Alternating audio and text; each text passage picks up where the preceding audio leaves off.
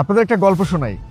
আমার খুব ক্লোজ একটা কাস্টমার, দীর্ঘদিন লেনদেন করার কারণেই তো আসলে একটা কাস্টমার ক্লোজ হয়ে যায়।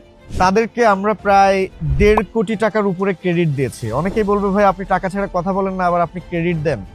যারা আমাদের সাথে লেনদেন করেন তারা জানেন আসলে আমরা কেমন। সেই মানুষটা আমাদের সাথে ট্রানজেকশন শুরু করেছিল মাত্র 50,000 টাকা দিয়ে।